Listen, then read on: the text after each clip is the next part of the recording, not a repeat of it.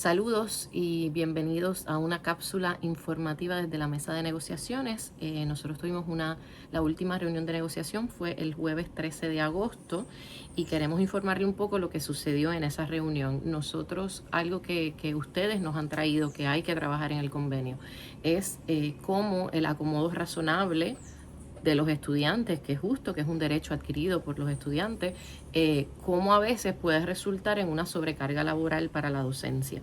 Y era algo que queríamos atender, y para esto, pues, en la mesa de negociación había unas cosas que teníamos dudas, ¿no? Así que decidimos invitar al vicepresidente de Asuntos Estudiantiles, quien a su vez trajo a la reunión a representantes de las oficinas de OSEI de diferentes recintos, las oficinas de servicios al estudiante. Y ahí pudimos tener un diálogo bastante bueno de cómo atender esto. Nosotros trajimos, ¿verdad?, que el objetivo de la reunión no era señalar nada, sino que simplemente hay veces que nos toca a nosotros como docentes lidiar con el acomodo, ¿verdad?, por la falta de recursos de la universidad, y que nosotros queríamos saber cómo en el convenio podíamos atender esto de una manera sensata. También porque queríamos aclarar cosas del proceso. Nosotros trajimos ejemplos de situaciones que han ocurrido con docentes en la Universidad de Puerto Rico, sin entrar en detalles de nombres y lugares, pero sí queríamos como partir de las situaciones que ya habíamos tenido. Y algunos de los ejemplos que llevamos, que algunos son más extremos que otros, pero sí todos tienen que ver con acomodos razonables. Ejemplo de un estudiante con paraplegia que se matricula en un curso de teatro de movimiento corporal. Su profesora no sabía muy bien cómo evaluarle, había un ascensor dañado, a eso se le suma también que no se pudo arreglar el ascensor, se tuvo que cambiar de salón toda la clase, hubo una situación bastante incómoda y compleja donde terminó el estudiante acusando a la profesora. Otro ejemplo sobre tecnología, un curso especializado de procesamiento digital de señales, altamente matemático, que los libros están escritos a partir del desarrollo matemático. El acomodo razonable del estudiante con discapacidad visual procesal requería visuales. Ese material obviamente no existía y el profesor tuvo que sentarse a producir todos esos visuales para enseñar el curso y ajustar todos los exámenes para que ese estudiante lo pudiera ser evaluado, lo cual resultó prácticamente en la creación de un curso nuevo. Esto no es algo que podría hacer un anotador, ¿verdad?, porque es demasiado especializado y eso pues lo tendría que hacer el profesor. Ejemplo de un estudiante ciego que su anotadora se enferma y sigue viniendo a la clase. El docente no se atrevió a sacarlo del salón porque dijo, como yo voy a decirle que no puede venir al salón, ¿no? Y tuvo entonces que el resto del semestre el docente trabajar las notas, trabajar con diferentes acomodos para que el estudiante pudiera, ¿verdad?, tener acceso a la clase. Otra situación común que vemos mucho, a veces tienes 8 estudiantes con acomodos razonables de tiempo y medio, de tiempo doble en el mismo salón. Pero sus horarios, pero por sus horarios, esos estudiantes no todos pueden hacer el tiempo adicional del examen a la vez. Entonces el docente tiene que atenderlos a diferentes horas, lo que resulta en sacar 4 horas adicionales a la hora programada de examen para cumplir con el acomodo razonable, ¿verdad? Estas son algunas de las situaciones que le trajimos a las oficinas. Algo importante que ellos nos aclaran, ¿verdad? Todo estudiante tiene derecho a matricularse en el curso que entienda que se puede matricular. La universidad no puede servir como filtro de decirles, mira, tú no puedes tomar este o este otro curso, ¿verdad? Es parte de los derechos adquiridos y eso lo podemos entender. Lo que sí también tenemos que entender es que si un estudiante se matricula en el curso y no hay manera de evaluar su desempeño, pues el profesor no está obligado a pasarle la clase, ¿verdad? Lo que dice la ley es que los acomodos razonables de los estudiantes no pueden modificar los resultados esperados para aprobar el curso, según diseñado, las destrezas profesionales que deben desarrollarse y que son necesarias para aprobar el curso, y los requisitos que se deben cumplir para propósitos de evaluación, ¿verdad? Así que hay unas cosas hasta donde todos podemos llegar y volvemos, ¿verdad? La cláusula de acomodo razonable, se nos olvida el elemento de lo razonable, y eso razonable tiene, ¿verdad?, un proceso dialógico, ¿verdad?, entre el estudiante y el profesor. Y para eso también están las oficinas, para cuando nosotros tengamos dudas de que hay una área gris, de que no sabemos muy bien cómo vamos a hacer, pues mejorar un poco esa comunicación entre profesores y las oficinas de OSEI. Nosotros pedimos posibles cosas que podríamos poner en el convenio para atender esta preocupación que teníamos la docencia y algunas de ellas fueron bienvenidas, ¿no? Una de ellas es que no solamente se den orientaciones a principio de semestre, sino que esas orientaciones se den en momentos que la docencia pueda tomarlas, porque a veces son a la misma hora que en el horario universal, que son todas las demás reuniones, y no podemos. También sugerimos que haya una especie de tutorial, ¿verdad? Una charla virtual que podamos acceder la docencia cuando podamos, corta de unos 15, 20, 30 minutos donde explique la ley, donde explique cómo mejor servimos a los estudiantes y qué hacer en caso de que pasen diferentes cosas, ¿no? Así que eso va a estar en el convenio. Nosotros toda esta conversación la tuvimos para poder redactar mejor esa contrapropuesta del convenio. Así que eso es una de las cosas que va a ir. También pedimos que se hiciera un inventario de los recursos que hay a nivel sistema. Sabemos que algunas de las oficinas, cuando tuvimos la discusión, le preguntábamos cuántos estudiantes atendían y cuánta personal tenían. Algunas de las oficinas tienen una persona, ¿verdad? Muchos recintos es una sola persona que está en OSEA. Así que sabemos que por la precariedad con la que estamos todos funcionando dentro de la Universidad de Puerto Rico como trabajadores, pues hay veces que nos vamos a tener que encargar la docencia de hacer algunas cosas, y en esos momentos lo importante es reconocer ese trabajo adicional de alguna manera.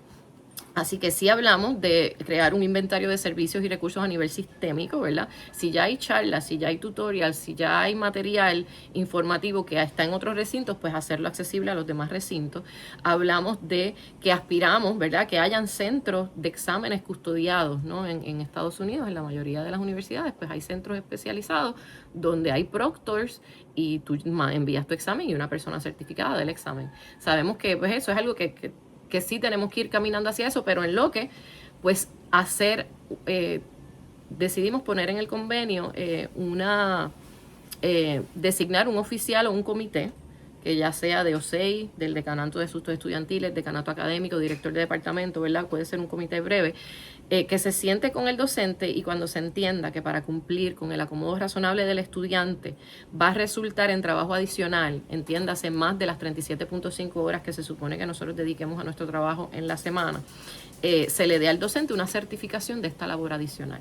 ¿Cómo se va a compensar esa labor adicional? Si es en dinero, si es en descarga, eso lo vamos a negociar en el comité negociador, pero sí queríamos hablar con ellos si esto era una posibilidad, y acordamos que sí, ya que, ¿verdad?, tenemos que trabajar en conjunto, pues que se reconozca esa labor adicional que hacemos todos los días nosotros nunca, como docente, nuestra intención nunca es no respetar los derechos del estudiantado, sino pues reconocer que para mejor servirle al estudiante, pues esta labor se tiene que reconocer como labor, como trabajo, ¿no?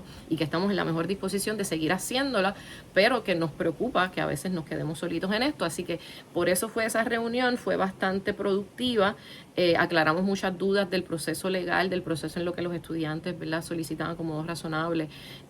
Así que todo eso nos va a ayudar a construir un mejor artículo. Así que eso está ahí sobre la mesa para que sepamos qué va a estar pasando y que vamos a estar negociando ese artículo. Y que una vez ese comité o ese ente certifique que de facto María del Mar, al atender el acomodo razonable de todos estos estudiantes, porque no hay un centro, porque lo que sea, ¿verdad?, certifico cierta cantidad de horas adicionales que le va a tomar a la profesora trabajar con esto, pues entonces ver cómo eso se atiende, si en términos de descarga de crédito, si en términos de una compensación de tiempo extra, algo así. Eso es lo que vamos a estar negociando próximamente. Lo otro, luego que se acabó esa reunión, pues continuamos con la negociación. Nosotros entregamos nuestras contrapropuestas de protección de carga académica y protección de cupos, ¿verdad? Dos contrapropuestas que van muy alineadas al reglamento actual. Sin embargo, la administración universitaria no ha querido firmarlas. Nosotros no estamos en este convenio, ¿verdad? Ya en futuros convenios quizás, pero en este convenio no estamos pidiendo reducción de carga académica, pero estamos pidiendo que se proteja la carga académica asignada según el reglamento ahora, ¿verdad? Que no se nos aumente la carga académica con el mismo salario, ¿no? Y ese artículo la administración no lo ha querido firmar. Entregamos también un artículo sobre cupos porque entendemos que sobre todo en algunos recintos pequeños se sigue aumentando el cupo, se siguen cerrando secciones y se sigue aumentando el cupo. Yo me acuerdo en 2017 yo tenía las mismas clases que estoy dando, algunas de las mismas clases que estoy dando ahora, tenía 20 a 25 estudiantes porque ese era el cupo y ya yo voy por 33 estudiantes por sección. Así que cuando uno tiene 4 secciones, eso en efecto es un aumento de carga académica. Así que hay algo que tenemos que hacer con los cupos. Nuestra propuesta todo el tiempo ha sido que los cupos deben responder a la descripción del prontuario, ¿verdad? Si es una clase, es un laboratorio, requiere esto, lo otro, este laboratorio no debe tener más de tantos estudiantes por docente, ¿verdad?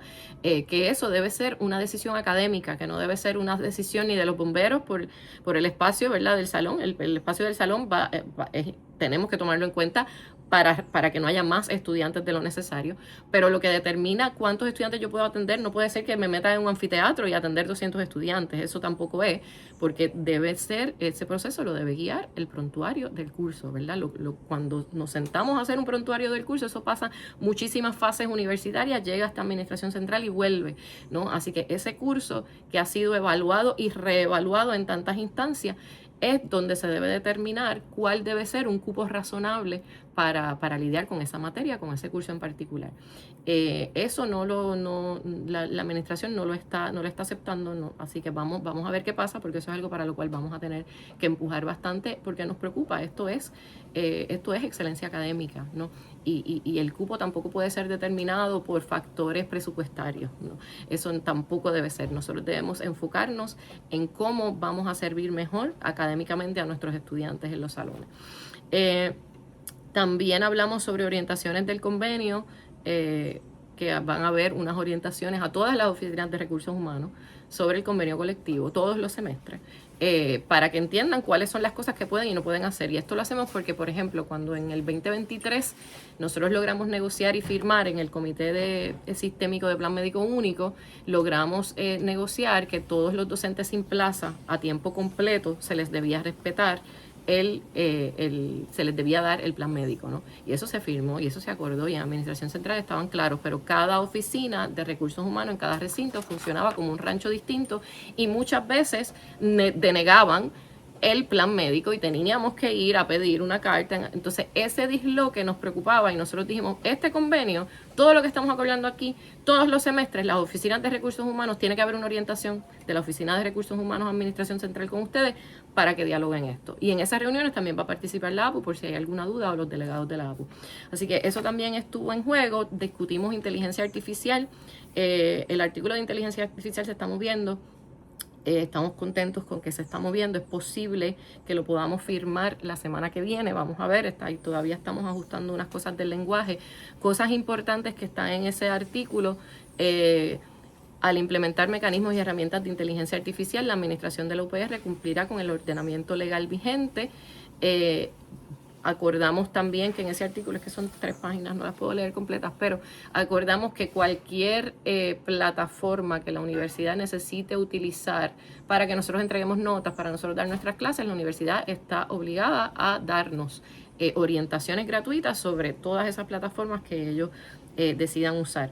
También hablamos de que la docencia de la UPR podrá utilizar inteligencia artificial para facilitar o apoyar labores administrativas, académicas y de investigación, siempre y cuando sea bajo el ordenamiento legal, y que la inteligencia artificial no sustituirá la responsabilidad del docente. Igualmente la universidad. También en ese artículo está una protección a al utilizar inteligencia artificial.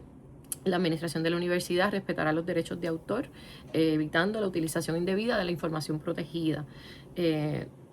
Se podrán utilizar herramientas de inteligencia artificial para aspectos técnicos de las evaluaciones del personal docente, pero la responsabilidad final y el evaluador principal de toda evaluación de personal docente será un evaluador humano. Y también pusimos, excepto en las visitas al salón de clase. O sea que sí se pueden utilizar inteligencia artificial cuando yo estoy evaluando CVs, ¿verdad?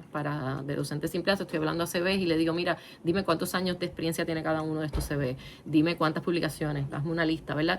Puedo utilizarla como herramienta para analizar documentos, pero la evaluación final tiene que ser un docente humano.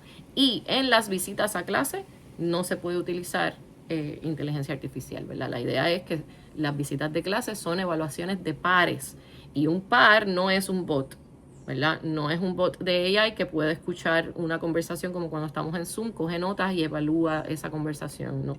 Así que para nosotros es muy importante que esa evaluación de pares se mantenga siendo de pares. También en la propuesta está que la otorgación de notas le pertenece al docente humano, que que el docente principal de todo curso en la Universidad de Puerto Rico va a ser un docente humano. Eso también, ¿verdad?, protege nuestra labor académica. Y hay otras cositas más que en ese artículo que tan pronto logremos firmar, lo podemos compartir. Si ustedes tienen cualquier recomendación, pues déjennos saber, porque esto es lo que va a estar sobre la mesa. La próxima reunión de negociación es el 3 de septiembre. Así que, ¿qué vamos a hacer para el 3 de septiembre? Seguimos organizándonos, tuvimos un encuentro docente muy bueno, un grupo bastante amplio que va a componer la Brigada en Defensa del Convenio, que ya los han visto en los diferentes recintos montando banners y pegando cosas en las paredes. Así que esperamos que se puedan unir a esta labor de defender nuestro convenio. Mientras más visible sea nuestra defensa del convenio, más vamos a lograr en la mesa de negociación. La próxima reunión es el jueves 3 de septiembre y lo que estamos pidiéndole a todo el mundo es que el miércoles 2 y el jueves 3 de septiembre todo el mundo nos pongamos la camiseta de la APU en defensa, ¿verdad?, y en apoyo a la negociación. Así que pendientes, porque en cada uno de los recintos van a haber en estas semanas unas mesas para repartir las camisetas. Así que ve y busca tu camiseta APU, está muy chulita, ¿verdad? La camiseta nueva de la APU, para que vayan a recoger su camiseta y esos 2 días, miércoles 2 y jueves 3 de septiembre, puedan apoyar la negociación colectiva de toda la docencia. Así que esperamos que pasen por ahí por las mesas, esperamos verles en las próximas actividades y seguiremos defendiendo la dignidad de nuestro trabajo. Así que esperamos verles en la defensa de nuestro convenio colectivo. Muchas gracias.